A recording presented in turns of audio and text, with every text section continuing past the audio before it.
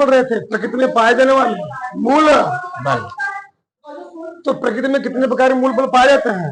4 प्रकार के। तो हम लोगों ने एक बल के बारे में पढ़ लिया था, आज हम लोग पढ़ेंगे आगे। कौन सा बल? दूसरा नंबर क्या है? चलो, दूसरा है विद्युत चुंबकीय बल।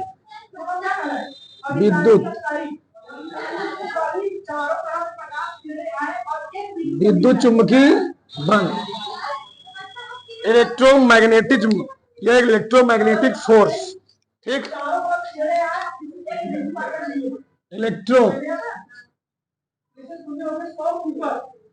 इलेक्ट्रोमैग्नेटिक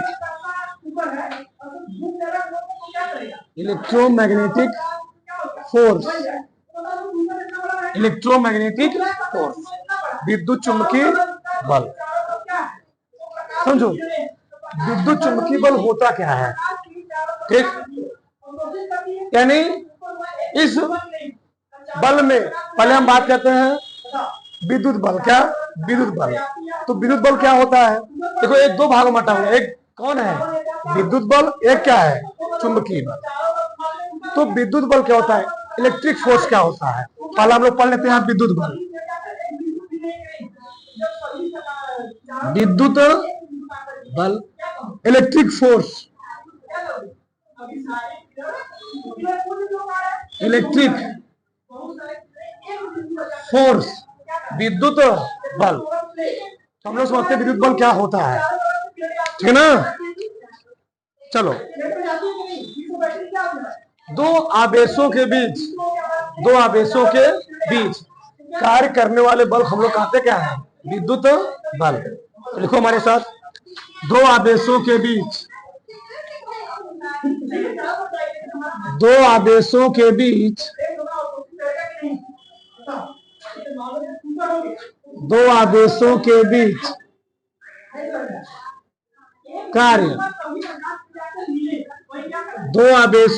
कार्य करने वाले बल को विद्युत बल,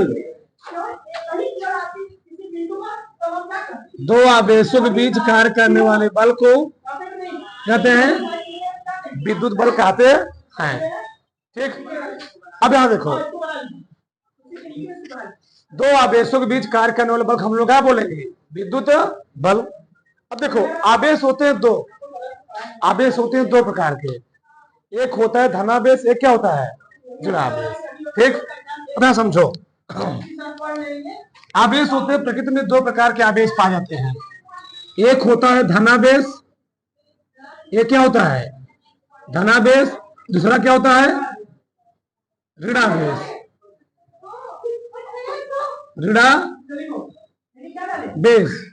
सही ना। अब यदि समान प्रकार के आवेश है, क्या है? समान प्रकार के आवेश है, तो समान प्रकार के आवेशों में क्या लगता है? प्रतिकर्षण बल। क्या लगता है? प्रतिकर्षण बल। वहीं पर असमान प्रकार के बल है, उनके बीच क्या लगेगा? आकर्षण बल, ठीक। तो लिखो हमारे साथ, ठीक। समान प्रकार के आवेशों में समान प्रकार के आवेशों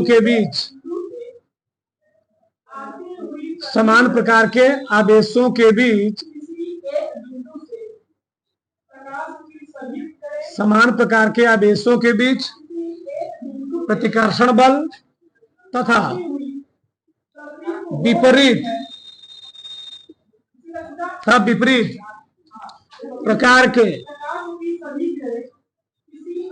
प्रकार के आवेशों के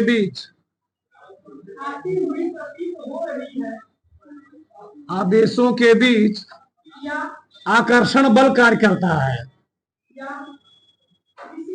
आकर्षण बल कार्य करता है। देखो, तो प्रकृति में 2 प्रकार के आवेश होते हैं। एक होता है धनावेश, एक क्या होता है? ऋणावेश। समान प्रकार के आवेश के बीच कौन बल काम करेगा? प्रतिकर्षण बल, रिपल्सन फोर्स। और विपरीत प्रकार के आवेश के बीच कौन बल काम करता है? आकर्षण बल। एक साइंटिस्ट थे बेंजामिन फ्रैंकलिन। कौन थे? Benjamin Franklin. तो बेंजामिन फ्रैंकलिन ने बताया था इस समान आवेश के बीच कौन बल काम करता है? प्रतिकर्षण बल। और विपरीत प्रकार के आवेश के बीच कौन बल काम करता है? आकर्षण बल। सुना ना? कौन, उनका नाम क्या था? Benjamin Franklin. लिख दे तो मैं लिख दे रहा हूं। साइंटिस्ट का नाम था Benjamin Franklin. Benjamin Franklin. Franklin ने बताया था। अब देखो, इन्हीं दो आवेशों के आधार पर एक बल आया। उस बल को हम लोग कहते हैं कूलाम बल। क्या कहते हैं? कूलाम बल। हम लोग कूलाम बल किसे पढ़ते हैं? इसी में पढ़ते हैं, विद्युत चुम्बकीय बल में। तो अगले जान दो कूलाम बल। कूलाम बल। कूलाम बल। अब देखो कूलाम बल होता क्या है? कूलाम एक साइंटिस्ट थे। क्या थे? एक साइंटिस्ट थे, एक वैज्ञानिक। उन्होंने कहा, क्या कहा कि समान आवेशों के बीच, यानी दो आवेशों के बीच कार्य करने वाला आकर्षण और प्रतिकर्षण बल।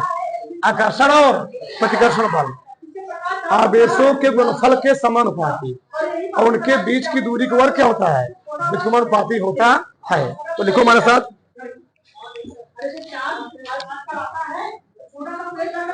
इस नियम के अनुसार, इस नियम के अनुसार, इस नियम के अनुसार किन्हीं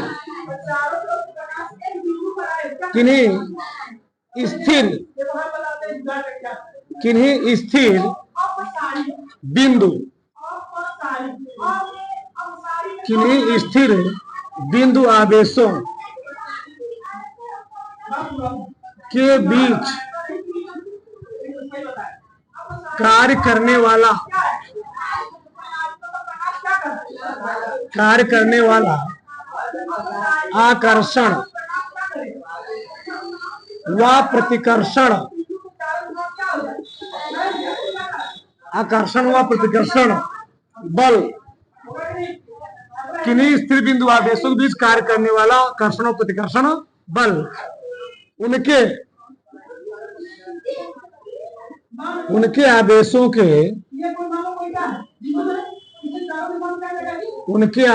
के गुणनफल के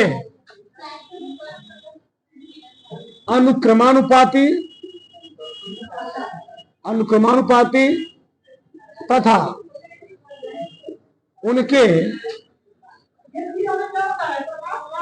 बीच की दूरी के वर्ग के व्युत्क्रमानुपाती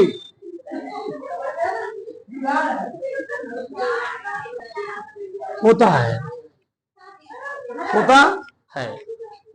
अब यह समझो क्या बोला गया।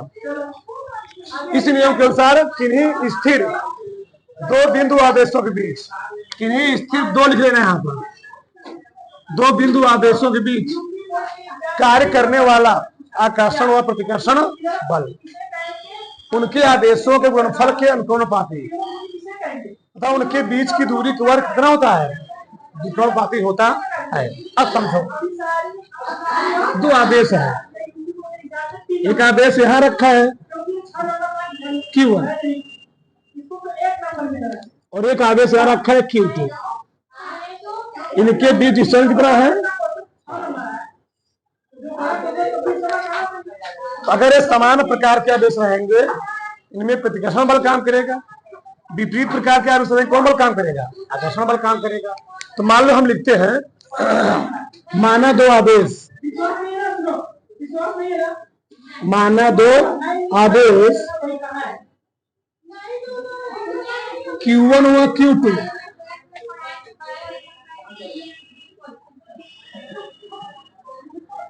एक दूसरे से r मीटर दूरी पर स्थित है।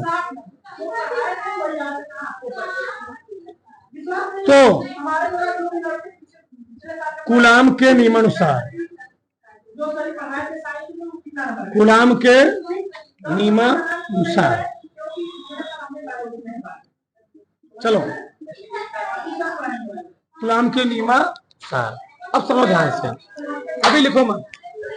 तो कूलाम ने क्या कहा, जो बल काम करेगा आवेशों गुणनफल क्या होगा, अनुपाती, यानी उन आवेशों के गुणनफल के अनुपाती होगा। इसको मान लो समीकरण नंबर 1, पूरा न्यूटन गुरुत्वाकर्षण नियम है, पूरा एकदम सेम पूरा। चलो, और उनके बीच की दूरी क्या होता है, वर्ग के विभवानुपाती। इसको मान लो समीकरण नंबर 2।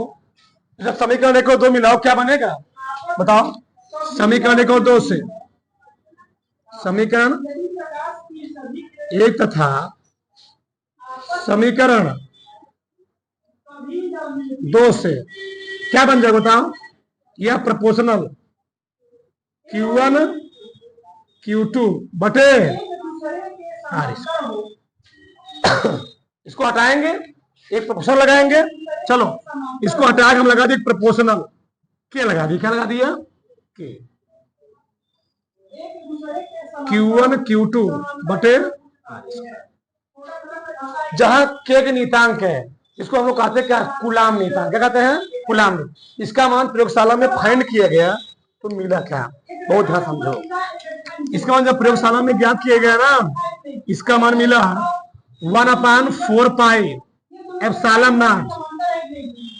इसका मान है क्या बन गया, Q1 Q2 बटे, ये आता है कूलाम बल का सूत्र।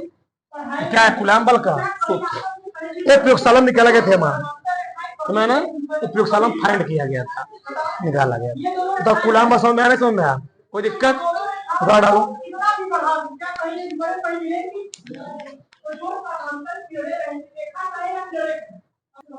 चलो आगे देखो, यहां तक हो गया ना, यहां तक किसी कोई प्रॉब्लम। चलो आगे हम लोग पढ़ेंगे चुंबकीय बल। क्या पढ़ेंगे, चुंबकीय बल। तो लग रहा है ना लो, चुंबकीय बल, मैग्नेटिक फोर्स। चलो चुंबकीय बल, चुंबकीय बल, इसको हम लोग कहते हैं मैग्नेटिक फोर्स। इसी में आ रहा है, ध्यान देना, ठीक। मैग्नेटिक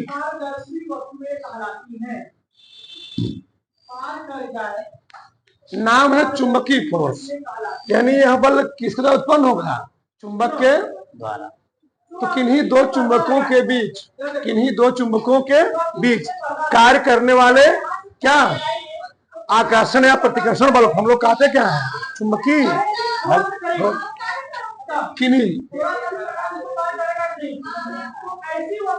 किन्हीं दो चुंबकों के बीच, किन्हीं दो चुंबकों के बीच, क्या, किन्हीं दो चुंबकों के बीच कार्य करने वाले आकर्षण या प्रतिकर्षण बल को चुंबकीय बल कहते हैं, चुंबकीय बल कहते। समझ देखो, हम लोग जानते हैं चुंबक में भी दो बल काम करता है। एक क्या, समझो, हम लोग जानते हैं चुंबक में होते हैं दो ध्रुव। कितने ध्रुव होते हैं, दो ध्रुव होते हैं। जैसे मान लो यह कोई चुंबक है,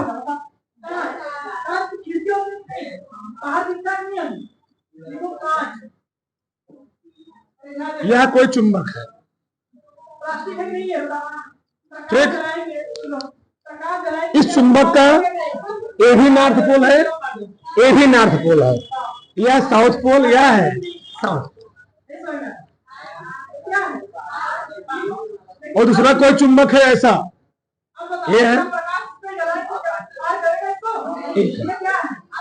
ए इसका नॉर्थ पोल, ए है साउथ पोल, ए है साउथ पोल, क्या है बहुत है, समझो। चुंबक में दो ध्रुव होते हैं, एक होता है नॉर्थ पोल, एक होता है साउथ पोल। मान लो ये दो चुंबक है, करीवा, क्या करीवा मान लिए, ये तो चुंबक है, और दो चुंबक का दोनों का पोल एक ही है, दोनों का पोल क्या है, दोनों का सिरा एक ही है, यानी ये भी नॉर्थ पोल, ये भी क्या है। जब मैं इस चुंबक को इस चुंबक के पास लेकर आऊंगा, क्या आसानी से आएगा? हाँ, क्यों? इनके बीच प्रतिकर्षण बल काम करेगा। क्या काम करेगा? प्रतिकर्षण बल। एक दूसरे को क्या करेंगे? एक दूसरे को बाहर भगाने का प्रयास करेंगे, करेंगे जी, बाहर भगाने का प्रयास करेंगे। मान लो यहीं पर एक चुंबक आ गया, इसका कौन पोल है? ये नॉर्थ पोल था, ये कौन पोल है? South pole. अब मैं जब इस चुंबक को इसके पास लेकर आऊंगा तो आराम से कर देगा, आराम से कर देगा, आराम से खींच जाएगा। क्यों? चुंबक में भी जिस प्रकार से वहां पर दो आवेशों बीच में प्रतिकर्षण हो रहा था और समान आवेशों क्या हो रहा था? आकर्षण। उसी प्रकार से चुंबक के दो समान ध्रुवों के बीच क्या होता है? प्रतिकर्षण। और असमान ध्रुवों के बीच क्या होता है? आकर्षण। कैसे होता है, क्यों होता है, ये हम आगे तुमको समझाते हैं। क्यों चुंबक के दो समान ध्रुव बीच प्रतिकर्षण होता है, क्यों चुंबक के दो समान ध्रुव बीच असमान ध्रुव बीच क्या होता है? आकर्षण। तो मैं बहुत डीपली बात नहीं करेंगे, थोड़ा थोड़ा समझो। चुंबक में जो चुंबकीय बल रेखाएं होती हैं, मैग्नेटिक फोर्स लाइन, वह हमेशा चुंबक के नॉर्थ पोल से निकल किधर जाती हैं? साउथ पोल की। वह नॉर्थ पोल से निकलती है, साउथ पोल की ओर जाती है। ऐसे निकलेंगे ऐसे जाएंगे, ऐसे निकलेंगे ऐसे जाएंगे। ये चुंबक क्वालिटी होती है। ऐसे निकलेगी और ऐसे निकली जाएगी, ऐसे निकली जाएगी, ऐसे बहुत सारी निकलेंगी, बहुत सारी निकलेंगी। चुंबक है, और निकलेंगी, इससे और निकलेंगी। कि खासियत क्या होता है, बहुत ध्यान समझना। चुंबकीय बल रेखाएं तो चुंबक से निकलेंगी, लेकिन चुंबकीय बल रेखाओं क्वालिटी होती है, दो चुंबकीय बल रेखाएं कभी जीवन में दूसरे काटती नहीं है। दो चुंबकीय बल रेखा दूसरे काटेंगे नहीं। अब बताओ, ये दो चुंबकीय बल रेखाएं, एक मिला आ रही इधर से और एक मिला जा रही इधर से, एक मिला इधर से आ रही है, एक मिला इधर जा रही है। ये दो चुंबकीय बल रेखा दूसरे काटे ना, यहाँ पर काटे ना। तो अगर ना काटे, इसके लिए दोनों क्या होना पड़ेगा? अपने बीच की दूरी का करना पड़ेगा, बढ़ाना पड़ेगा। क्या पड़ेगा? अपने बीच दूरी बढ़ा लेंगी, ये चुंबकीय बल रेखा जो आसानी से खराब से निकल जाएंगे। इसीलिए दो समान चुंबक के ध्रुव बीच क्या होता है? प्रतिकर्षण बल काम करता है। और प्रतिकर्षण बल काम क्यों करता है? जिससे कारण से चुंबकीय बल रेखा आसानी से निकल जाए, कहीं काटे ना। यानी ये चुंबकीय बल रेखा निकल जाए, कहीं काटे ना, ये वाई निकल जाए, कहीं काटे ना, काटे ना। इसलिए क्या होती है? लोग दूर भाग जाते, कहां भाग जाती है? लोग कहां भाग जाती थी? ये लोग दूर भाग जाते हैं। ठीक, इसमें देखो चुंबकीय बल रेखा कहां निकलेंगी? कहां निकलेंगी? नॉर्थ से साउथ। क्यों था वो? चुंबकीय बल रेखाएं नॉर्थ से साउथ निकलेंगी। यहाँ नॉर्थ है, यहाँ साउथ है। जाना चाहिए नॉर्थ से साउथ, लेकिन यहाँ से नॉर्थ से साउथ थोड़ा दूरी पर है, थोड़ा क्या है? दूरी पर। और यहाँ पर नॉर्थ से साउथ क्या है? पास में है। तो चुंबकीय बल रेखाएं यहां से यहां जाना प्रयास करेंगी, यहां डायरेक्ट में चले जाएंगे। भैया, आदमी सोचता है जितना हमको कहीं जाना हो, आदमी बहुत अधिक टाइम लगाना चाहता है कि बहुत कम टाइम, कम टाइम। तो ये दूरी ज्यादा पड़ जाएगी। और ये दूरी क्या है? दो चुंबक ऐसे रखे गए हैं, एक करीब वाला नॉर्थ पोल है, अफेक्का वाला क्या है? South pole. तो चुंबकीय बल रेखाएं ऐसे घूम करके ऐसे नहीं आएंगी, क्यों जाएंगी? डायरेक्ट इसमें से इसमें चले जाएंगी। यानी अभी इधर नहीं आएंगी, अभी इधर चली जाएंगी। दो चुंबक क्यों जाएंगे आपस में? क्यों जाएंगे? सट जाएंगे। क्यों जाएंगे? सट जाएंगे। यहाँ पर कौन बल काम किया?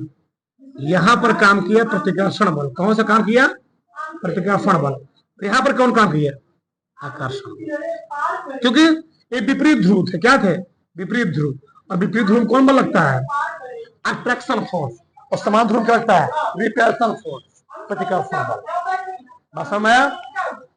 तो किन्हीं दो चुंबकों के बीच कार्य करने वाले आकर्षण, अट्रैक्शन, प्रतिकर्षण, रिपल्सन फोर्स हम लोग कहते क्या है?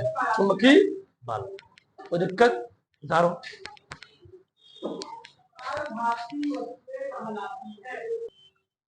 चलो अगला ना तीसरा, नाभिकीय बल। तीसरा है नाभिकीय बल। नाभिकीय बल, इसको हम लोग बोलते हैं न्यूक्लियस फोर्स। न्यूक्लियस फोर्स, नाभिकीय बल, न्यूक्लियस फोर्स। समझो होता क्या है? यह कोई परमाणु है। क्या है? परमाणु। मान लीजिए ये परमाणु का क्या है? नाभिक। नाभिक में क्या होते हैं? प्रोटॉन और न्यूट्रॉन।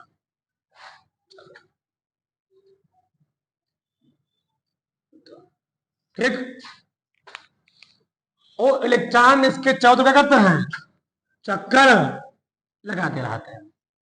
ठीक। थोड़ा अब तो मैं बहुत बढ़िया चीज सिखाने वाला हूं, थोड़ा जान लो। ये कोई परमाणु है, ये परमाणु का नाभिक है। नाभिक में होते क्या है? प्रोटॉन और न्यूट्रॉन। और नाभिक के चारों तरफ इलेक्ट्रॉन करता है? चक्कर लगाता रहता है। सही है। अब पढ़ रहे हम लोग नाभिकीय बल। तो नाभिकीय बल किसे कहते हैं? पहले इस पर हम बात कर लेते हैं। नाभिक में स्थित, ऐसे देखो, किसी परमाणु के नाभिक में स्थित, किसी परमाणु के नाभिक में स्थित प्रोटॉनों और न्यूट्रॉनों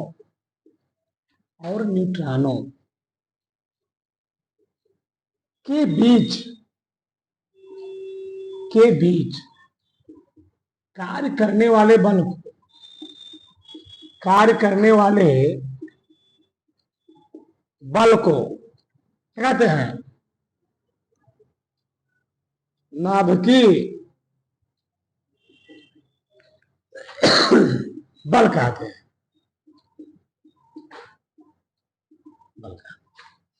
ठीक। तो समझो यहां पर तुम लोग इतना दिन से पढ़ रहे हो, कभी तुम लोग सोचे हो चला हम लोग इतना दिन से पढ़ रहे हैं, इलेक्ट्रॉन ही क्यों चक्कर लगाता है, प्रोटॉन न्यूट्रॉन क्यों चक्कर लगाते हैं? कभी तुम्हारे मन में जिज्ञासा जानने का कि हम लोग सुनते हैं कि ना परमाणु के नाभिक के चारों तरफ इलेक्ट्रॉन हमेशा चक्कर लगाता रहता है, प्रोटॉन न्यूट्रॉन नाभिक में बैठे रहते हैं, यही चक्कर लगाता है। तो यही चक्कर लगाता है तो क्यों चक्कर लगाता है? भी जिज्ञासा जानने का। अच्छा चलो, अच्छा और कोई रीजन? समझो यार, कोई बात नहीं, आज बताता हूं मैं। जो प्रोटॉन और न्यूट्रॉन है, न्यूट्रॉन तो उदासीन कण होता है। उदासीन तो क्या होता है? इस पर शून्य आवेश होता है। ये नहीं की बात इस पर आवेश नहीं होता है, इस पर आवेश होता है। न्यूट्रॉन पर भी चार्ज होता है, लेकिन होता क्या जानते हो? न्यूट्रॉन पर बराबर संख्या चार्ज होते हैं। अगर पॉइंट टू प्लस है तो पॉइंट क्या रहेगा? माइनस। और दोनों में मिल कितना हो जाएंगे? 0। इसलिए हम लोग न्यूट्रॉन क्या कहते हैं? न्यूट्रल। न्यूट्रल क्यों नाम पड़ा? तो जितनी मात्रा में पॉजिटिव चार्ज उतनी मात्रा में नेगेटिव चार्ज, और दोनों मिले क्या होते हैं? न्यूट्रल, 0 हो जाते हैं।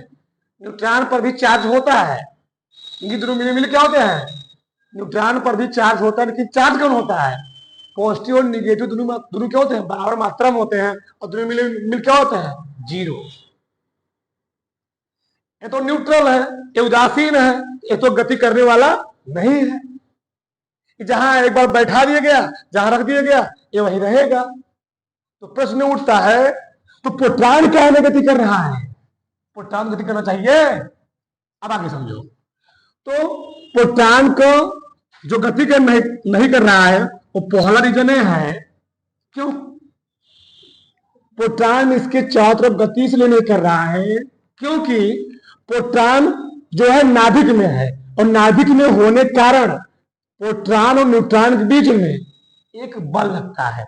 अगर कोई भी चीज दुनिया कोई भी चीज स्थिर अवस्था में होता है और उसके पास में और कोई चीज होता है तो सर्व दूसरे चीज को ना गति करने देगा, अपना तो गति करने नहीं देगा, दूसरे गति नहीं करने देगा, वो बल लगाएगा।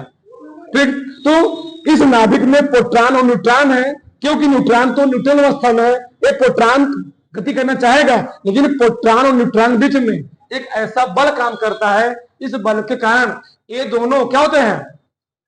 स्थिर अवस्था में आते हैं। इसलिए प्रोटॉन और न्यूट्रॉन के बीच में नाभिक में जो प्रोटॉन न्यूट्रॉन के बीच में बल काम करता है उसे हम लोग कहते क्या है? नाभिकीय बल। इस नाभिकीय बल के कारण, इस न्यूक्लियर फोर्स कारण, पहला पॉइंट क्या है? नाभिकीय बल के कारण जो प्रोटॉन होता है वह नाभिक से बंधा रहता है, अटैचमेंट रहता है। जब नाभिक से अटैचमेंट रहेगा तो नाभिक से खिंच नहीं पाएगा, निकल नहीं पाएगा। जब निकल नहीं पाएगा तो परमाणु के चारों तरफ कक्षा में चक्कर नहीं लगा पाएगा। तो पहला पॉइंट यह है कि नाभिकीय बल से क्या होता है? बंधा होता है। क्या होता है? बंधा होता है। ठीक। अरे भैया, किसी आदमी का विवाह हो गया तो क्या होता है बेचारा? हो बच जाता है। पत्नी जो कहेगी बोरो पर फैलाओ, लिपस्टिक लाओ, फेल भी लाओ, आई पर फैलाओ, वही बेचारा लाएगा, उसके अलावा कुछ करने वाला नहीं। ठीक। तो ये मैटर यहां पर है, बेचारा बच चुका है, इसके ऊपर एक दूसरे मिले बल काम कर रहा है, कहीं जाने वाला नहीं। पहला कंडीशन पे हुआ। दूसरा कंडीशन क्या होता है? अगला कंडीशन समझो। अगला कंडीशन ये होता है जो प्रोटॉन होता है। अरे तुम लोग जानोगे प्रोटॉन का जो द्रव्यमान होता है ना, वह इलेक्ट्रॉन के द्रव्यमान से 1837 गुना ज्यादा होता है। कितना गुना? 1 गुना, 10 गुना, 5 गुना ज्यादा नहीं, 100 गुना नहीं, कितना गुना ज्यादा? यानी प्रोटॉन का द्रव्यमान, सोचो, प्रोटॉन का द्रव्यमान, क्या? प्रोटॉन का द्रव्यमान इलेक्ट्रॉन के द्रव्यमान से, ये पूछा जाता है, ये बहुत बार प्रश्न पूछा गया है, इलेक्ट्रॉन के द्रव्यमान से, इलेक्ट्रॉन के द्रव्यमान से कितना गुना ज्यादा होता है? 1837 गुना क्या होता है? अधिक होता है। क्या होता है? अधिक होता है। अब बताओ,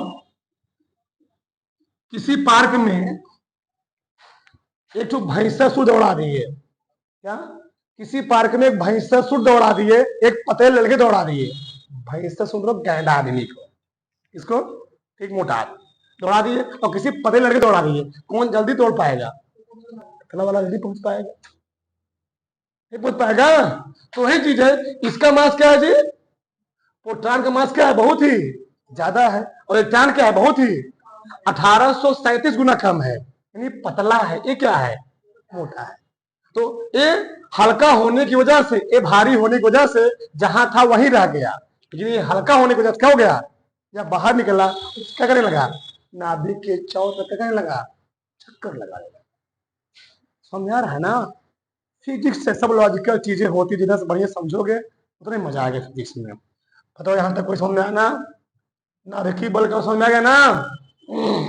हाँ, उदाहरण।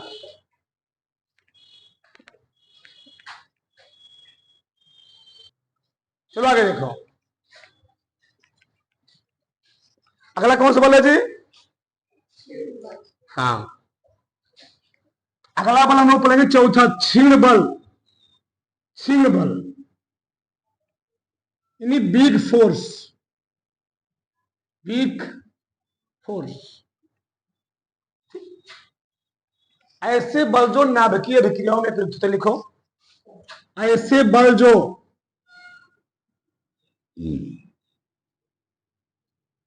ऐसे बल जो नाभिकीय अभिक्रियाओं में, नाभिकीय अभिक्रियाओं में युक्त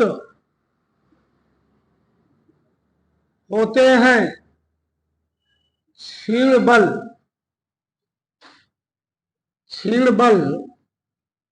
कहलाते हैं, क्षीण बल कहलाते हैं। ऐसे बल जो नाभिकीय अभिक्रिया में प्रयुक्त होते हैं उसको हम लोग कहते क्या है? क्षीण बल। जैसे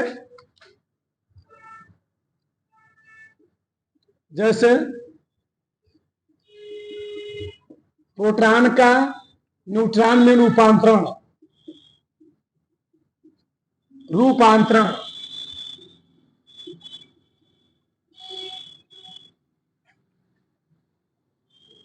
न्यूट्रॉन का प्रोटॉन में रूपांतरण, न्यूट्रॉन का प्रोटॉन में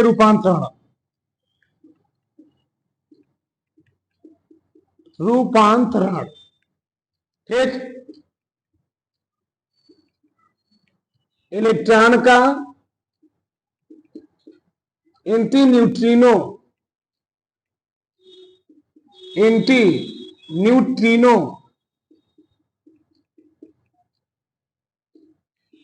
में रूपांतरण।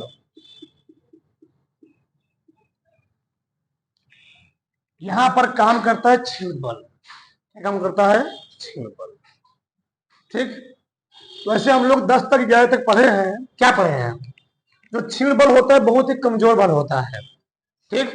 तो लोग आगे केमिस्ट्री में पढ़ोगे, एक होता है वैद्युत बल, एक होता है क्षीण बल। जो क्षीण बल होता है वो पाया जाता है गैसों के बीच। किसी भी पाया जाता है? गैसों के बीच। गैसों के अणुओं के बीच क्षीण बल पाए जाने के कारण ही गैसों का आकार और आयतन क्या होता है? अनिश्चित होता है। क्या होता है? अनिश्चित होता है। और धातुओं क्या होता है? उनका आकार आयतन क्या होता है? निश्चित होता है। क्यों होता है? क्यों?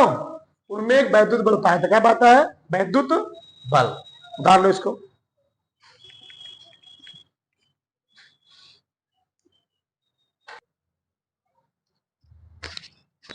देखो इधर, अब ध्यान समझो। साइंस में, कहा? साइंस में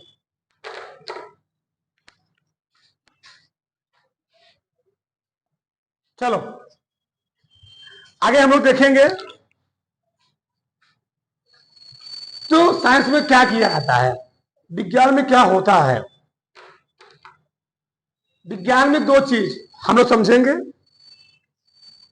एक होता है नियम, एक होता है नियम, एक होता है सिद्धांत। एक क्या होता है? सिद्धांत। बहुत ध्यान समझो थोड़ा। नियम क्या होता है?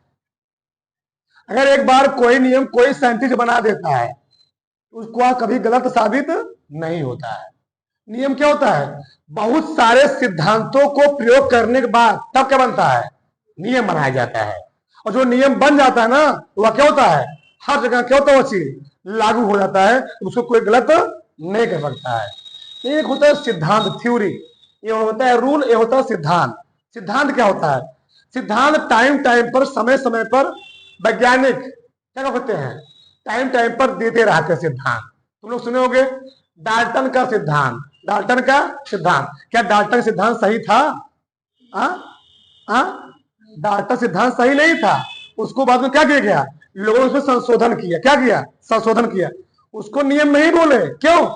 सिद्धांतों में संशोधन किया जा सकता है लेकिन नियम में संशोधन नहीं किया सकता है। तुम लोग पढ़ो डाल्टन का सिद्धांत, तो डाल्टन सिद्धांत बाद में क्या किया गया? संशोधन किया गया। क्यों? हम लोग जानते हैं डाल्टन ने कहा था परमाणु किसी पदार्थ का एक अविभाज्य कण है, लेकिन बाद में साइंटिस्टों ने क्या कहा कि परमाणु विभाज्य कण नहीं है। परमाणु क्या है? विभाग। क्या जी, क्या बोले थे? परमाणु, डाल्टन साहब क्या बोले थे? परमाणु किसी पदार्थ क्या है? अविभाज्य कण है। बाद में साइंटिस्टों ने क्या बोला? परमाणु किसी पदार्थ का विभाज्य कण है, उसको हम इलेक्ट्रॉन, प्रोटॉन, न्यूट्रॉन कर सकते हैं, विभाजित कर सकते हैं। बताओ, तो इनके सिद्धांत में मानव संशोधन नहीं हुआ। तो जब किसी सिद्धांत में, किसी कानून में संशोधन किए उसको हम लोग क्या बोलेंगे? सिद्धांत। तुम लोग पढ़े होगे मेंडलीव का नियम, मेंडलीव का सिद्धांत, पढ़े नहीं पढ़े हो? हाँ? तो यहाँ पर क्या क्या मेंडलीव जो नियम दिए सही दिया था? बाद में क्या हुआ, वो संशोधन हुआ, आधुनिक आवर्त सारणी आई, मोजल ने क्या दिया, आधुनिक आवर्त सारणी दिया, आधुनिक आवर्त नियम दिया। तो जो सिद्धांत होता है उसमें टाइम टाइम पर क्या होते हैं, उसमें परिवर्तन होते रहते हैं। नियम में तुम लोग पढ़ोगे न्यूटन का गुरुत्वाकर्षण, ये नियम, न्यूटन गति के नियम। तो न्यूटन जो गति के नियम है, न्यूटन जो गुरुत्वाकर्षण नियम है, वह ब्रह्मांड में हर जगह क्या होता है, लागू होता है, कभी गलत नहीं माना जाएगा। अच्छा बताओ, हम सड़क पर, हम सड़क पर, हमको सड़क पर किधर चलने के लिए कहा जाता है, बाएं साइड, किधर चलने के लिए कहा जाता है, बाएं साइड। सड़क पर हम बाएं साइड चल रहे हैं, ये हमारा नियम है, ये हमारा क्या है, सड़क पर बाएं साइड चलना हमारा नियम है। और सड़क पर हमको किस तरीके चलना है, उल्टा से चलना है कि डांस करके चलना है, वो क्या है, सिद्धांत। समझो ना। तो नियम क्या है सड़क पर, कहते नहीं ये सड़क के नियम है। सड़क के नियम क्या है, सड़क पर कहां चलो भैया, अपने हमेशा किधर चलो, बाएं साइड, कहां चलो, बाएं साइड। और सड़क पर तुम किस प्रकार चल रहे हो, वही क्या है, सिद्धांत। अब देखो इसके लिए क्या किया था साइंस में, साइंस में किसी चीज को जब खोजते हैं, प्रयोग करते हैं, क्या करते हैं, पहला क्या होता है, ऐसे कोई नियम या सिद्धांत नहीं बन जाते हैं, पहले साइंटिस्ट करते क्या उस पर, पहले साइंटिस्ट उस पर प्रयोग करते हैं। कहां बैठते हैं, लैब में, लैब में बैठेंगे, प्रैक्टिकल करेंगे, क्या करेंगे, प्रैक्टिकल करेंगे, खोजे करेंगे, रात दिन प्रैक्टिकल करेंगे, प्रयास करते हैं। तो क्या होता है, प्रयोग के बाद क्या मिलता है उनको, कोई रिजल्ट मिले, क्या मिलेगा, कोई रिजल्ट। बिना प्रयोग करने में रिजल्ट आता है, नहीं आएगा। पहले लोग लैब में बैठेंगे, कुछ प्रयोग करेंगे, प्रैक्टिकल करेंगे, प्रैक्टिकल करने के बाद क्या होगा, उस पर उसका रिजल्ट आएगा, हाँ ये होता है, ऐसा होता है, ऐसा ये हो सकता है, इसमें करंट बह सकती है, इसमें धारा बह सकती है, ये फैन पंखा चल सकता है, ऐसा हो सकता है। ठीक, बताओ थॉमस एल्वा एडिसन नाम सुनिए, नहीं सुने हो, कई बार सफल हुए थे, 1000 बार असफल होने के बाद भी अपना प्रयोग छोड़े तो नहीं छोड़े। उन्होंने क्लास में क्या बोला, लोगों ने उनसे पूछा आप इतनी बार असफल हो चुके, आप क्यों नहीं इसको छोड़ देते हैं। उन्होंने कहा 1000 बार मैं सफल हुआ हूं, हमको इससे मालूम चला 1000 तरीके से बल्ब नहीं बनाया जा सकता है, और कोई तरीका होगा उससे क्या बन सकता है, बल्ब बन सकता है। तो वहां पर प्रयोग कर रहे थे नियम, फिर क्या बनेगा उस पर, उसका रिजल्ट आएगा, फिर उस पर क्या बना जाएंगे, नियम बनाएंगे, जैसे कानून, नियम बनेगा, रूल बनेगा, ये नियम होगा। फिर क्या होगा, नियम, अब जो साइंटिस्ट जो नियम कानून बना दिया, वो तुरंत उस चीज को डायरेक्ट मार्केट में उसको क्या करेगा, वो मार्केट में लोग समझ डायरेक्ट नहीं आ जाएगा, समझे हमारी बात। पहले उसको 2-4 साइंटिस्ट और क्या करेंगे, 2-4 साइंटिस्ट उसको देखेंगे, जो मेन संस्था होगी उससे क्या करेगी, उनके नियम को पहले परिकल्पना करेगी, विचार करेगी कि इनका नियम सही की गलत है। सही तरीके से उसको सही ढंग से देखने के बाद, उसको सही ढंग से देखने के बाद तब क्या होगा, मार्केट में क्या किया जाए, उसको पब्लिश किया जाए, क्या किया जाएगा, पब्लिश, यानी कि कोई साइंटिस्ट है वो नियम बना दिए, उसको तुरंत क्या किया गया, मार्केट में भेज दिया गया, और पहला नियम क्या था, गलत था, बाद में क्या बन जाए, हंसी के पात्र बन जाए, उसको लोग चेक करेंगे, हाइपोथेसिस बोलते हैं इसको। फिर क्या होगा, कुछ सिद्धांत आएंगे, कुछ वैज्ञानिक जो होंगे, अलग अलग देश के साइंटिस्ट होंगे, अपना अलग अलग क्या देंगे, मत देंगे। उसे तुम लोग जानते हो साइंटिस्टों का काम ही होता है उनका जो नियम बनाया उनका सही है कि गलत है, उसमें बस खोजना, गलती खोजना, क्या खोजना, गलतियां, उनमें गलतियां क्या है, इनका नियम सही कि गलत है, सिद्धांत आएगा, फिर उसमें क्या होंगे, नए नए प्रयोग होते रहेंगे, अनुरत जीवन पर्यंत होते रहेंगे। ऐसे एक साइंटिस्ट मरा, फिर दूसरे साइंटिस्ट आए, फिर वो खोज करेंगे, ऐसे खोज होता रहता हमेशा,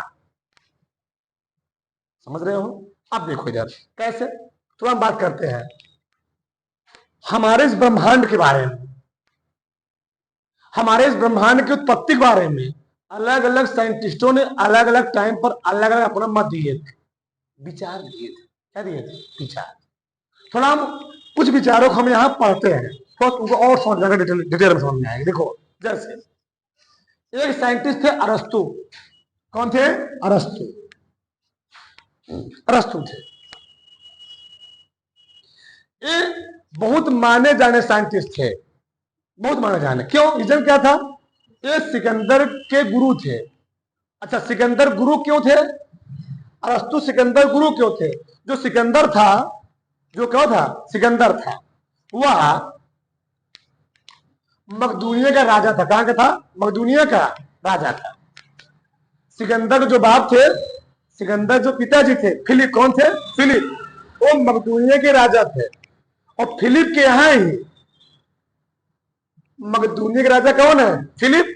और फिलिप के यहां ही अरस्तु के पिताजी काम करते, क्या करते थे? काम करते थे। एक सैनिक के, एक मेजर के पद पर वहां नियुक्त थे। कौन? अरस्तु के पिताजी। तो अरस्तु के पिताजी ने कहा कि हमारा जो बेटा है, क्या है? शिक्षित है, पढ़ा लिखा इंसान है। तो सिकंदर जो बाप फिलिप थे, उन्होंने कहा कि अपने बेटे सब कह दीजिए कि हमारे बच्चे क्या करें? पढ़ाए। किसको पढ़ाए? सिकंदर को पढ़ाए। तो सिकंदर किसने पढ़ाया था? अरस्तु ने पढ़ाया था। और अरस्तु ऐसे नहीं, राजनीति शास्त्र का जनक किसको हम लोग कहते हैं? अरस्तु को। जीव विज्ञान जनक किसको कहते हैं? अरस्तु को।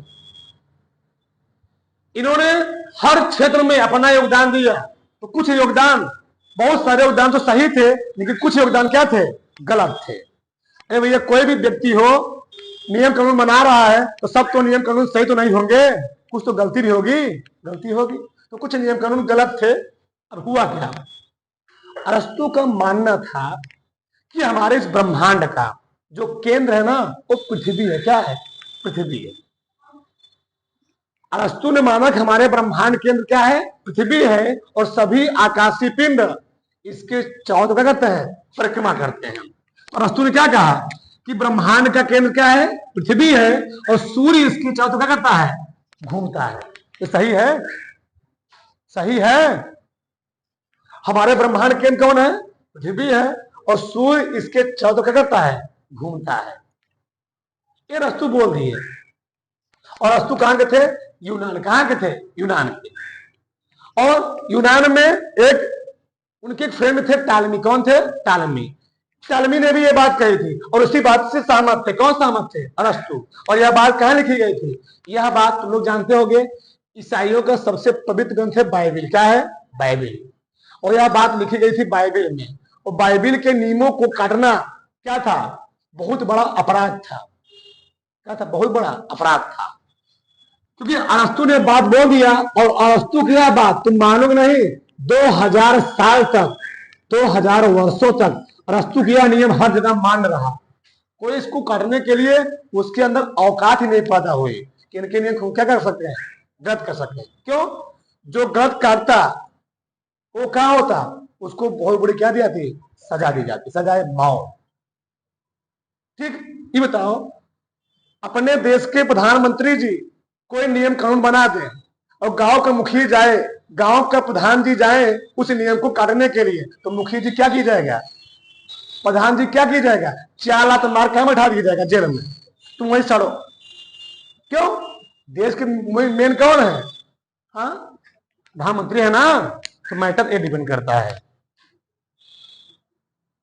चलो आगे देखो, बात समझ है ना। तो मुखिया जी उनके नियम को काट नहीं सकते, प्रधान जी नियम काट नहीं सकते। तो ये बात हुआ। और अरस्तु ने एक चीज और कहा कि अगर हम किसी भारी वस्तु और हल्की वस्तु को किसी ऊंचे स्थान से छोड़ेंगे ना, तो भारी वस्तु क्या होगी? पहले पहुंचेगी। और हल्की वस्तु क्या होगी? बाद में पहुंचेगी। ये किसने कहा? अरस्तु ने। अरस्तु ने क्या कहा? ये है भारी वस्तु, ये क्या है? हल्की वस्तु। दोनों वस्तुओं को हम किसी ऊंचाई से छोड़ेंगे, दोनों वस्तु में क्या होगा? भारी वाले पहले पहुंचेगी, हल्की वाले क्या पहुंचेगी? बाद में पहुंचेगी। ये भी जो अरस्तु साहब नियम दिए, ये भी क्या था? गलत था। क्या था? गलत था। आप समझेंगे, ये अरस्तु साहब नियम दिए और यह नियम 2000 वर्षों तक लागू रहा, चलता रहा, कोई इसको काट नहीं सकता। फिर क्या हुआ? एक साइंटिस्ट आते हैं, कापरनिकस। ये कहां के थे? पोलैंड के। कहां के थे? पोलैंड के। इन्होंने थोड़ा अध्ययन किया, थोड़ा पढ़ा और इन्होंने कहा कि हमारे ब्रह्मांड का केंद्र क्या है? हमारे ब्रह्मांड के केंद्र पृथ्वी नहीं, हमारे ब्रह्मांड केंद्र क्या है? सूर्य है। हमारे ब्रह्मांड केंद्र क्या जी? हमारे ब्रह्मांड के पृथ्वी नहीं, कौन है? सूर्य है। तथा पृथ्वी वहां दिख रहा, सूर्य की वृत्ताकार पथ पर क्या करते हैं? परिक्रमा करते हैं। क्या करते हैं? परिक्रमा करते हैं। कापरनिकस ने क्या कहा कि हमारे ब्रह्मांड का केंद्र पृथ्वी नहीं, क्या है? सूर्य है। और सभी आकाशीय पिंड इसके चारों तरफ करते हैं, परिक्रमा करते हैं। कापरनिकस ने यह नियम तो दिया, यह नियम तो दिए, इस नियम को प्रूफ नहीं कर पाए, और अपने इस नियम को लोगों के सामने लाने से पहले वो डर रहे थे, कहीं हम ये नियम ला देंगे लोग हमको क्या करेंगे? लोग हमको सजा देंगे, जेल में डाल देंगे। तो अपने नियम को उस समय पब्लिश किए जब चारपाई पर लेट गए थे, यानी भगवान के प्यारे होने वाले थे, यानी मरने वाले, क्या होने वाले थे? जब इनके लाइफ का कुछ टाइम बचा था, इनके लाइफ का कुछ टाइम बचा था, तो सोचे अब तो मरने वाले हैं, आप क्या करते? इस नियम को मार्केट में ला देते हैं। इन्होंने क्या किया? अपने नियम को मार्केट में ला दिया। और जब नियम अपने मार्केट में लाए तो लोग मन में खलबली मच गई। क्या मन गई? खलबली। लोग इनको उल्टा सीधा बोलने लगे, तो मरने वाले, कोई मारेगा नहीं। लोग मन क्या होगी? खलबली मच गई। बहुत सारे लोग इनको उल्टा सीधा गाली देने लगे। एक उसमें नाम आता है मार्टिन लूथर, का नाम था मार्टिन लूथर। तो मार्टिन लूथर ने क्या कहा? यह बेवकूफ आदमी समूचे खगोल विज्ञान क्या कर रहा है? उलट देना चाहता है। यानी जो कापरनिकस है, मार्टिन लूथर बोल रहे हैं, यह जो बेवकूफ आदमी है, यह समूचे खगोल विज्ञान क्या करना चाहता है? पलट देना चाहता है। पहली बात यही बेवकूफ बना दिए, कौन? Martin Luther. फिर आए आर्यभट्ट। आर्यभट्ट ने इनका समर्थन किया। क्या किया? आर्यभट्ट कहाँ के थे? इंडिया के थे। लेकिन आर्यभट्ट ने जब इनका समर्थन किया था ना, तो लोगों ने आर्यभट्ट का भी बहुत ज्यादा मजाक बनाया था। आर्यभट्ट भी बहुत बड़े हंसी के पात्र बने थे, ध्यान देना इतिहास में। ठीक, आर्यभट्ट भी इससे सहमत थे, आर्यभट्ट भी क्या इससे सहमत थे, लेकिन लोगों ने आर्यभट्ट को क्या किया? मजाक बनाया। और आर्यभट्ट ने कहा भी था कि जो पृथ्वी है वह तो घूम ही रही है सूर्य के चारों तरफ, और साथ साथ वह अपने अक्ष पर करती है, घूमती रहती है। किसने कहा था? आर्यभट्ट। लेकिन लोगों ने आर्यभट्ट को इस परिकल्पना क्या किया? मजाक बनाया। ठीक, आगे फिर आते हैं, तुम लोग जानोगे। ठीक, एक आते हैं जोहान्स केपलर साहब, एक आगे थे जर्मनी। कहाँ के थे? जर्मनी के। इन्होंने थोड़ा इनके नियम को थोड़ा और क्या किया? शुद्ध किया, थोड़ा उसने जांच पड़ताल किया। इन्होंने कहा जो पृथ्वी और अन्य ग्रह हैं वृत्ताकार कक्षा में चक्कर लगाते, किसमें? सर्कुलर पाथ पर। तो केपलर साहब ने थोड़ा उसमें जोर दिया। इन्होंने कहा पृथ्वी सूर्य की चारों तरफ वृत्ताकार नहीं, कैसे? दीर्घ वृत्ताकार कक्षा में चक्कर लगाती है। यानी ये होता वृत्ताकार, ये क्या है? ये है वृत्ताकार ना जी, ये क्या है? वृत्ताकार। और दीर्घ वृत्ताकार क्या होता है? थोड़ा से चपटा है, ऐसे। ये सूर्य हो गया। जब ये सूर्य है, केंद्र कौन है? सूर्य है। और जब ऐसे चक्कर लगाए, ये किसने बोले थे? कापरनिकस ने। ये सूर्य है और जब ऐसे चक्कर लगाए, थोड़ा चपटा ऐसे, ये किसने कहा? केपलर साहब। तो कापरनिकस ने क्या कहा कि वृत्ताकार कक्षा में पृथ्वी चक्कर लगाती है, और केपलर ने क्या कहा? दीर्घ वृत्ताकार कक्षा में पृथ्वी चक्कर लगाती है। ये किसने कहा? किसने कहा? केपलर साहब। और केपलर साहब ने भी अपने अंतिम समय में नियम दिए, क्योंकि जान रहे थे अगर हम बोलेंगे तो क्या होंगे? दिक्कत हमारे लिए भी हो जाएगी। ठीक, बहुत बड़ी समस्या, विडंबना थी, क्योंकि इस नियम को कहां लिया गया था? बाइबल से लिया गया था। और बाइबल में क्या था? बहुत बड़ा धर्म था ईसाइयों का, ठीक, बहुत बड़ा। आगे क्या है? गैलीलियो, नाम सुनोगे ना? गैलीलियो। ये कहां के थे? इटली। कहां के थे? इटली के। अब गैलीलियो से रहा नहीं गया, गैलीलियो से रहा नहीं गया, और उन्हें खुद अपने हाथ से क्या बनाई? दूरबीन। और तुम लोग जानते भी होंगे दूरबीन खोज किसने किया था? गैलीलियो ने। खुद अपने हाथ से गैलीलियो ने दूरबीन बनाई, और रात दिन ब्रह्मांड के बारे में क्या किए? आकाश की तरफ परीक्षण करना क्या किए? शुरू कर दिए दूरबीन से। और देखा तो चकित रह गए। क्या हो गए? आश्चर्यचकित रह गए कि ये लोग जो पूरा बोले, अरस्तु साहब जो पूरा बोल गए हैं, मर गए हैं, पूरा क्या बोले हैं? एकदम गलत बोले हैं। क्या बोले? गलत। तो गैलीलियो ने जब दूरबीन से देखा, गहराई से अध्ययन किया, उन्होंने कहा कि हमारे ब्रह्मांड का केंद्र क्या है? सूर्य है। और इसने क्या बोला था? हमारे ब्रह्मांड केंद्र क्या है? पृथ्वी है। गैलीलियो ने क्या कहा कि हमारे ब्रह्मांड केंद्र क्या है? सूर्य है, और सभी आकाशीय पिंड इसके चारों तरफ क्या करते हैं? परिक्रमा करते हैं। किसने कहा? गैलीलियो। और गैलीलियो से रहा नहीं गया, और गैलीलियो ने जब बात खोजी और बताई तो अपने किताब में पब्लिश करके मार्केट में क्या किए? भेजने वाले थे। मार्केट में भेजने वाले थे तो हुआ क्या? जो यहां यूनान देश का, यूनान देश का अगर कोई भी साइंटिस्ट कोई नियम कानून बनाता था तो पहले यूनान के जो मुखिया थे उनका नाम था पोप। पोप के सामने साइंटिस्ट को प्रस्तुत होना पड़ता था। क्या होना पड़ता था? पोप के सामने जो कौन होता था? पोप कौन था? यूनान का प्रमुख होता था। जैसे अपने देश का प्रमुख कौन है?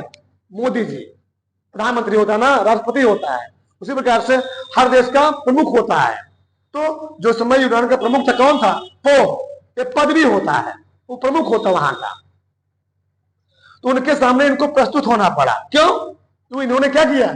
किसके नियम साबित कर रहे हैं? अरस्तु के।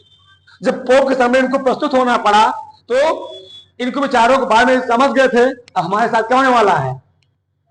गलत काम होने वाला, मतलब अब हमको क्या किया जाएगा? सजाए मौत दिया जाएगा। तो इन्होंने क्या किया? इनसे बाद में रहा नहीं गया। इन्होंने कहा ऐसा वजह कुछ नहीं होता है, जाने वाले तब दिक्कत हो जाएगा। ठीक, बाद में इन्होंने क्या किया? ठीक, वहां से बेचारे धरती को, वहां से क्या किया? धरती से वहां पे तुम छटपटा के गिर पड़े वहीं पर। कौन? गैलीलियो साहब। और पोप ने इनको क्या सुना दिया? सजा सुना दिया कि आप क्या किए हैं? अरस्तु के नियम क्या किए हैं? गलत साबित किए हैं। आपको जेल की सजा सुनाई जा रही है। जीवन पर्यंत आप कहां रहेंगे? जेल में रहेंगे। इनको नजरबंद कर दिया गया। बेचारे जेल में रहे, जेल में क्या हो गए? मर गए। गैलीलियो साहब। ठीक, ये थे गैलीलियो। बाद में लोगों ने उस देश के लोगों ने क्या किया? इनका 459 साल बाद क्या किया? शोक संवेदना व्यक्त किया। अब लोग जब जाने कि नहीं क्या है, हमारे ब्रह्मांड केंद्र क्या है? सूर्य है, तो 459 साल बाद लोग क्या किए? उनकी गलतियों को माने। कहां के लोग? जिस देश के लोग क्या किए? उनको सजा दिए थे। ऐसा है। तो लोग समय सब क्या होता है? उसमें परीक्षण चलती रहती है। आगे न्यूटन जानते करते हो, धरती पर सबसे खतरनाक व्यक्ति कौन थे? न्यूटन साहब। ठीक, ये कहां के थे? इंग्लैंड के थे। कहां के थे? इंग्लैंड के थे। दुई शादी किए, दोनों बार पत्नी छोड़ भाग गई। किसकी? न्यूटन साहब की। जब छोड़ के भाग गई तो क्या किए? अपना पूरा फोकस कहां कर दिए? पढ़ाई पर, खोज पर कर दिए। ठीक, तो न्यूटन साहब ब्रह्मांड में, न्यूटन साहब ने ऐसा ऐसा नियम दिया है फिजिक्स में, तुम पढ़ोगे हर जगह इनका क्षेत्र है। फिजिक्स में तुम जो चैप्टर पढ़ोगे ना, वहां पर कहीं ना कहीं छुपे रुस्तम ग्रुप में न्यूटन जी क्या होंगे? छुपे रुस्तम ग्रुप में कहीं ना कहीं न्यूटन साहब क्या होंगे? छुपे होंगे। कहीं ना कहीं हर चैप्टर में छुपे होंगे, हर चीज में ना। प्रकाश के गति के बारे में, प्रकाश की किरणों में 7 रंग होते हैं। न्यूटन गति का नियम, न्यूटन गुरुत्वाकर्षण का नियम, हर जगह इनका तुम नियम पढ़ोगे, हर जगह। तो इन्होंने जो सबसे बढ़िया नियम दिया था वह ब्रह्मांड में किस प्रकार से कोई पिंड किस बल के कारण क्या कर रहा है? चक्कर लगा रहा है, घूम रहा है। ये सबसे बढ़िया इनका नियम था। यानी ब्रह्मांड में सभी पिंड किस बल के कारण और कैसे परिक्रमा कर रहे हैं, इसके उन्होंने क्या दिया था? गुरुत्वाकर्षण का नियम दिया था। कौन? न्यूटन साहब ने। बात समझ में ना? आगे ठीक चला है ना? चलो आगे देखो। आगे आते हैं आइंस्टीन साहब। कौन आते हैं? आइंस्टीन साहब। ये कहां के थे? जर्मनी के। धरती पर एक ऐसे साइंटिस्ट हुए, कौन? आइंस्टीन साहब। इन्होंने पूरे कह सकते पूरे साइंस को ही झकझोर दिया। क्यों? एक ऐसा समीकरण दिया, तो समझो यहां पर आइंस्टीन ने क्या दिया था, लोग इनको क्यों याद करते हैं, क्या एक चीज दिए थे। हम लोग जानते हैं हम किसी प्रकार की ऊर्जा को किसी दूसरे प्रकार की ऊर्जा में चेंज कर सकते हैं, कन्वर्ट कर सकते हैं, बदल सकते हैं। बहुत ध्यान समझना, आइंस्टीन ने क्या नियम दिया था। आइंस्टीन, लोग पहले किसी प्रकार की ऊर्जा को किसी दूसरे प्रकार की ऊर्जा में बदल ले रहे थे, परिवर्तित कर रहे थे, ले रहे थे। लेकिन लोगों में यह धारणा थी, तुम लोग जैसे जानते हो, कार्य को हम लोग ऊर्जा में आसानी से चेंज कर सकते हैं और ऊर्जा को हम लोग आसानी से कार्य में भी चेंज कर सकते हैं। लेकिन लोगों में यह मतभेद था कि हम लोग किसी भी द्रव्य को, किसी भी पदार्थ को, किसी भी मैटर को, हे डस्टरवा को, हे मरकरवा को, इस मरकरवा की डस्टरवा को, हे बुटलवा को ऊर्जा में नहीं चेंज कर सकते हैं। लेकिन आइंस्टीन साहब ने क्या किया, इन तीनों क्या किया, ऊर्जा में चेंज कर दिया। यानी दुनिया के हर एक चीज, कोई भी चीज हो, द्रव्य हो, द्रव्य को ऊर्जा में आसानी से चेंज कर सकते हैं। तो ऐसा नियम दिए ना, पूरा साइंस में क्या हो गई, खलबली मच गई पूरा एकदम। क्या दिए, यानी आइंस्टीन साहब ने कहा, पहले साइंटिस्ट ये नहीं जानते थे कि द्रव्य को ऊर्जा में भी परिवर्तित किया जा सकता है। इन आइंस्टीन साहब ने क्या कहा कि हम द्रव्य को भी ऊर्जा में बदल सकते हैं, और उन्होंने एक समीकरण दिया, और उन्होंने कहा कि द्रव्य और ऊर्जा जो है एक सिक्के के दो पहलू हैं। समझे, द्रव्य और ऊर्जा एक सिक्के क्या है, यानी एक तरफ हेड है, दूसरी तरफ क्या है, टेल है, यानी एक सिक्के के दो पहलू है, यानी दोनों क्लोज फ्रेंड हैं। सोचो, अगर हम, ये मार्कर है, इस मार्कर को हम आइंस्टीन साहब कर रहे हैं, इस मार्कर को ऊर्जा में चेंज करोगे, इससे इतना ऊर्जा डेवलप होगी कि किसी शहर को तुम बर्बाद कर सकते हो इस मार्कर से। केवल इसको बस तुम ऊर्जा में चेंज कर दो, इस मार्कर से तुम इतना बड़ा इससे क्या डेवलप होगा, एनर्जी डेवलप होगा। एक तुम क्या कर सकते हो, एक पूरे शहर को बर्बाद कर सकते हो। जो जापान में नागासाकी और हिरोशिमा पर गिराए गए परमाणु बम से क्या होगा, विस्फोटक होगा। सोच सकते हो तुम, एक ऐसा नियम दिए थे। कौन दिए थे, आइंस्टीन साहब दिए थे। और समीकरण क्या था, E बराबर mc स्क्वायर। क्या था, E बराबर mc स्क्वायर। ई नाम का छोटा है, क्या है, ई देखने में छोटा है, कहते नहीं, देखा में छोटा लगे घाव करे गंभीर। देखे हुए समीकरण छोटा है, लेकिन है क्या, बहुत ही खतरनाक। यानी किसी भी द्रव्य को, यानी ब्रह्मांड को हम ऊर्जा में चेंज कर सकते हैं, ऊर्जा में। इतना खतरनाक समीकरण है। और उन्होंने और समीकरण दिया था, लोगों ने मानना था कि ये क्या है, E बराबर mc स्क्वायर, E स्क्वायर बराबर mc square plus pc square. कुछ लोगों ने बोला कि ये बताइए कुछ कण ऐसे होंगे, कुछ कण ऐसे होंगे जैसे फोटान है, फोटान का द्रव्यमान होता है 0। कितना होता है, 0। फोटान एक कण होता है, फोटान का द्रव्यमान होता है 0। तो फोटान, उस कण को हम ऊर्जा में कन्वर्ट नहीं कर पाएंगे। क्यों, क्योंकि ई वो कितना आ जाएगा, 0 आ जाएगा। आइंस्टीन साहब ने कहा, बचवा नहीं, ये तुमको समीकरण तो सही है, ये समीकरण हमारा पूरा है। ई स्क्वायर बराबर mc square plus pc square, यानी द्रव्यमानवा तो भले 0 हो गया उसका फोटोनवा का, लेकिन उसमें कुछ तो संवेग होगा, कुछ मोमेंटम होगा। जब वह कणवा गति करेगा, उसमें कुछ संवेग जनरेट होगा, कुछ मोमेंटम आएगा, और मोमेंटम आने से उसकी ऊर्जा कभी भी शून्य नहीं होगी। ये आइंस्टीन साहब ने कहा था। और एक चीज दिए थे, m बराबर m नॉट बटे कड़ी में 1 minus b square minus c square.